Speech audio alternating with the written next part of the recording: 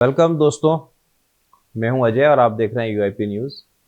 आज मैं अपने मुसलमान भाइयों से मुखातिब हूं जो रहते तो हिंदुस्तान में हैं, पर उनका दिल और दिमाग आज भी उनसे कहता है कि उनका असली मुल्क तो पाकिस्तान ही है। मैं जानता हूं कि सारे मुसलमान ऐसा नहीं सोचते, पर कम से कम 75% तो ऐसा ही सोचते हैं। अगर आप मेरी बात से सहमत नहीं हैं तो मुझे इस बात से कोई फ़र्क नहीं पड़ता है। मैं और आप दोनों ही जानते हैं कि यही सच्चाई है। चलो आज आपको एक वीडियो क्लिप दिखाता हूँ, उसको देखो और फिर बताओ कि मैं गलत हूँ या सही।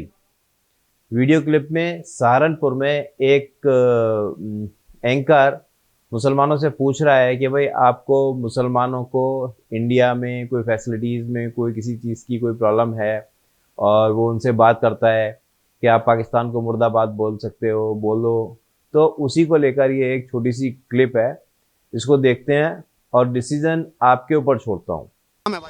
मूसा कुरैशी। मूसा कुरैशी कैसे देख रहे हैं? अभी अरशद मदनी को जानते होंगे, देवबंद वाले इतने बड़े मौलाना हैं। आपने देखा होगा महमूद मदनी, अरशद मदनी जमीयत उलेमा हिंद के अध्यक्ष हैं। उनका बयान आया कि बजरंग दल पे बैन लग जाना चाहिए। कर्नाटक में तो हमने लगातार ये बात सुनी, लेकिन अब जो आगे आने वाले चुनाव हैं उसमें फिर से जो धर्म की अफीम है फिर से चटाई जा रही है क्या? देखो, आरएसएस, बजरंग दल जो भी है, ये भाजपा की रीढ़ की हड्डी है। भाजपा को चलाने वाली आरएसएस है। इनका मुख्य जो अध्यक्ष है वो मोहन भागवत है।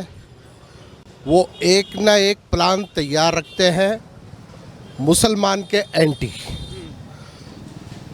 आरएसएस को चाहिए कि हिंदुस्तान सबका देश है, हिंदू का, मुसलमान का, सिख का, ईसाई का। ये भेदभाव ख़त्म होना चाहिए। इसी मुद्दे पर हमारे उलमाए दीन बोल रहे हैं। तो आप मानते हैं वो सही बोल रहे हैं? देखो, वो बुद्धिमान है, तभी ऐसी बात कर रहे हो कि बजरंग दल पे बैन लगे। पढ़े लिखे हैं, वो देख रहे हैं क्या फोकस कर रहे हैं ये लोग मुसलमान पर, तो वो उसको जो है ऐसा क्या मुसलमान के साथ हो गया इन 10 साल में जो नहीं होना था? क्या ऐसा हो गया? देखो, बहुत बदलाव आया भैया। पहले हम स्टेशन पे जाके कहीं भी नमाज पढ़ लेते थे। कहीं भी कोई भेदभाव नहीं था। आज हर चीज़ पे नज़र रखी जा रही। मुसलमान यहाँ नमाज क्यों पढ़ रहा, मुसलमान ये क्यों कर रहा, मुसलमान ने माइक क्यों खोल रखा। माइक तो सबके लिए खुले हुए हैं। अगर जो बंद करना है तो सबको बंद करो। वो तो योगी जी ने लाउड स्पीकर पे बैन लगाया था, वो तो मंदिर से भी उतरे ही हैं। नहीं, मंदिर से अगर वो उतरे हैं तो कम मात्रा में उतरे हैं, मस्जिद से उतरे हैं तो ज़्यादा मात्रा में। अगर जो आपको देखना है तो भाईचारा रखना है तो बराबर तोलो। हिंदुस्तान का मुसलमान जो है यहीं का है, कोई बाहर से नहीं आया हुआ हैगा। ये आडवाणी जी बाहर से आए हुए हैं, पाकिस्तान से, यहाँ से नहीं है। यहाँ के हम जद्दी मुसलमान यहीं के हैं। और यदि मुसलमान के खून की ज़रूरत पड़ती है देश के लिए तो मुसलमान उसके पीछे नहीं है। हमें पाकिस्तान से कोई मतलब नहीं है। पाकिस्तान अगर वो बम गिरेगा, मुसलमान को हटा के नहीं, पाकिस्तान को मुर्दाबाद बोलते हैं। मेरी बात सुनो, पाकिस्तान से हमें, पाकिस्तान को मुर्दाबाद बोलते है। हम यहाँ का पाकिस्तान को मुर्दाबाद बोलते हैं क्या? नहीं, मेरी बात सुनो, हमें किसी के मुर्दाबाद जिंदाबाद से कोई मतलब नहीं है। हम आप कह रहे तो कोई मतलब ही नहीं है। अब आप बोल, अगर जो हमारी देश को, हमारे मुसलमान की जरूरत पड़ेगी तो सबसे पहले सरहद पर हम जाएंगे। हम ये बात नहीं कह रहे हैं, हम किसी का जिंदाबाद मुर्दाबाद से मतलब नहीं रखते। हम यहाँ से मतलब रखते हैं। यहाँ हिंदुस्तान की भूमि हमारी मातृभूमि है। यहीं हम दफन होते हैं, यहीं हम नमाज पढ़ते हैं, यहीं हम यहाँ काम खाते हैं, यहाँ काम गाते हैं।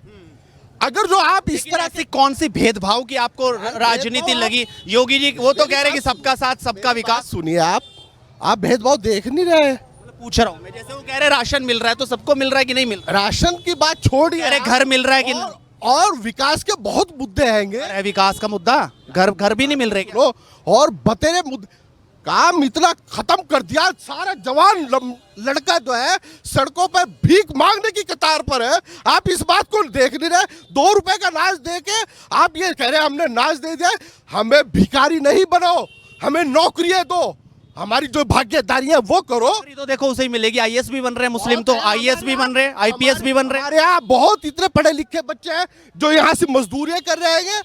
हमें आईएएस भी तो बन करो, हमें आईएएस भी तो बन रहे हैं, कारोबार दो। आईएएस भी तो बन रहे हैं, आईपीएस भी तो बन रहे हैं। हमें भिखारी मत बनाओ, 2 रुपए किलो का अनाज दे के हमें भिखारी ना बनाओ, हमें कारोबार चाहिए। भिखारी बना कौन रहा है? योगी जी, मोदी जी, कौन बना रहा है भिखारी?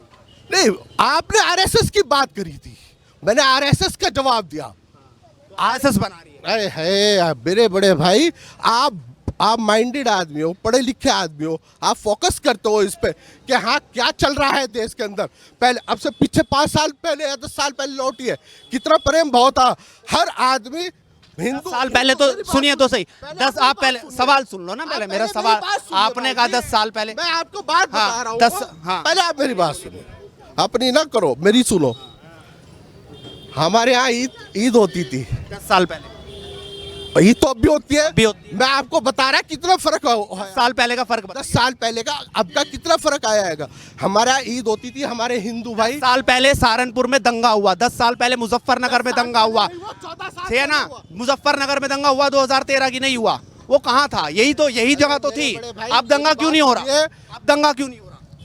दंगा आप कह रहे बांटने की बात, अब क्यों नहीं हो रहा? अरे नफरत मत फैलाओ, हम ये कह रहे हैं हमें प्यार से रहने दो और प्यार से रहो। हम ये कह रहे हैं कि पहले हमारे अरशद मदनी स्टेटमेंट दे रहे हैं तो प्यार तो वही खराब कर रहे हैं वो। अभी ऐसे माहौल में स्टेटमेंट देने की क्या जरूरत? जो ये मतलब एक अगर जो असद मदनी ने जरा सा स्टेटमेंट दे दिया, आप उसको फोकस करने चले गए, और जो रोज स्टेटमेंट मुसलमानों के खिलाफ देते हैं उस पर आप नहीं आते। कौन दे रहा है? सब देते हैं कौन? यार, कितने स्टेटमेंट रोज नाम तो बताओ, नाम बताओ। सभी बोलते हैं, एक्शन होना चाहिए जो गलत वो बोल। भी बोलते हैं आपके सामने। आप नाम तो बताओ आप। तो गड़िया नहीं बोलते हैं। तो वीडियो यहीं ख़त्म होती है, ये क्लिप। तो वीडियो देखकर कैसा लगा आपको? मैं जानता हूँ आपको कोई जवाब देने की ज़रूरत नहीं है, आपका आंसर मेरे को पता है। आपके पास भी इसका कोई ना कोई एक्सप्लेनेशन जरूर रहा होगा।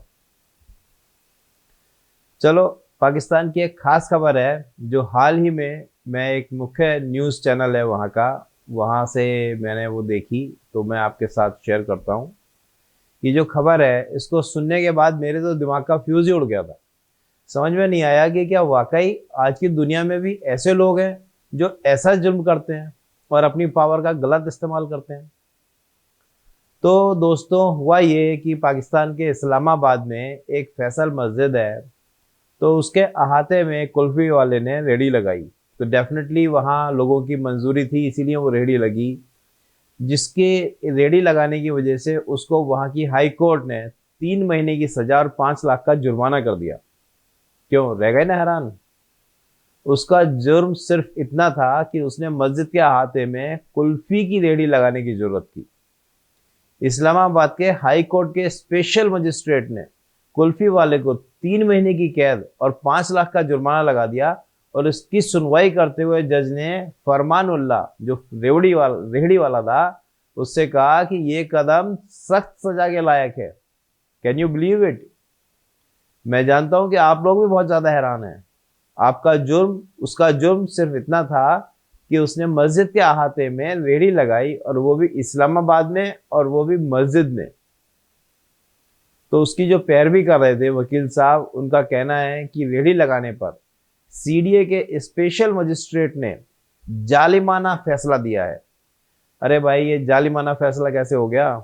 रेहड़ी वाला गरीब था और उस पर जुल्म करना तो जज साहब का हक था, और उसने अपनी पावर का इस्तेमाल करते हुए सजा सुना दी। तो इसमें हैरान होने जैसा क्या है?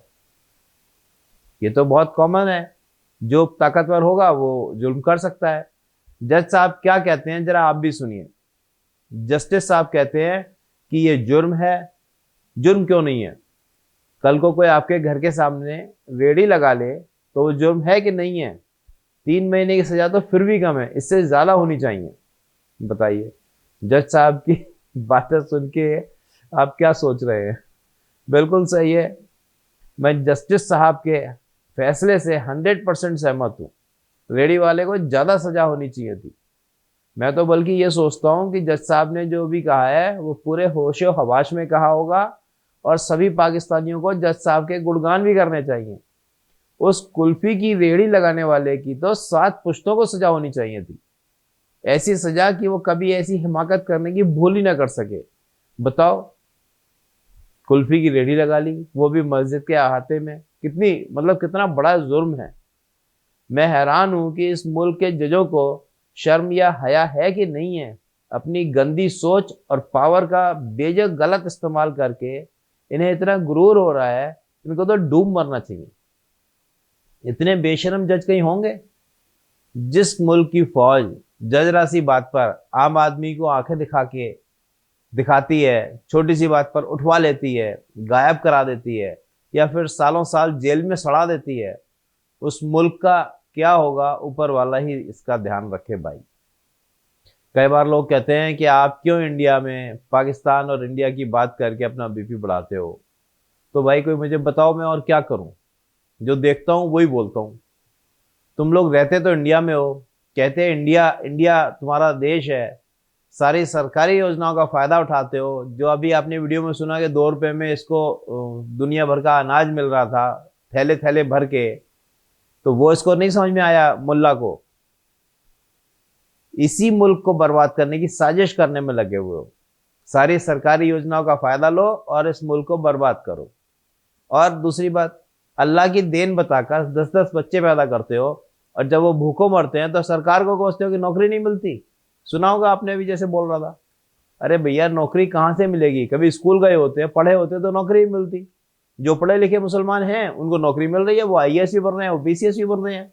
जब तुम जाहिल कौम हो, तुम 75% मुसलमान जो बिल्कुल अनपढ़ रह गए हो, जो 10-10 20-20 बच्चे पैदा करके, तो अब तुम किस बात का रोना रो रहे हो?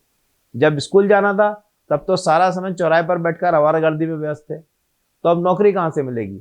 जो समझदार थे उन्होंने अपनी और अपने परिवार की चिंता की, उन्होंने अपने बच्चों को अच्छी शिक्षा दिलवाई, सबको किसी न किसी रोजगार नौकरी में लगाया ताकि उनकी आने वाली जो पुश्तें हैं वो आराम से जिंदगी बसर कर सकें। लेकिन आज भी जो 75% मुसलमान हैं वो मुल्ला और मौलवियों के चक्कर में अपना जीवन बर्बाद कर रहे हैं। पाकिस्तान कोई मुल्क है? इस तरह से तो कोई परचून की दुकान भी नहीं चलाता भाई, जिस तरह से वो मुल्क चला रहे हैं। और तुम लोगों को वो अपना मुल्क लगता है। हाँ, लेकिन जाना कोई नहीं जाएगा, वहां रहेंगे यहीं। मुल्क तुम्हारा वो है बट रहेंगे यहीं, खून यहीं पिएंगे। मैं तो कहता हूं अभी भी समय, सुधर जाओ, वरना इतने जूते पड़ेंगे कि पड़ेंगे 10 और गिनेंगे 1। चमड़ी सूज के लाल हो जाएगी और 7 पुश्तें नीली पैदा होंगी।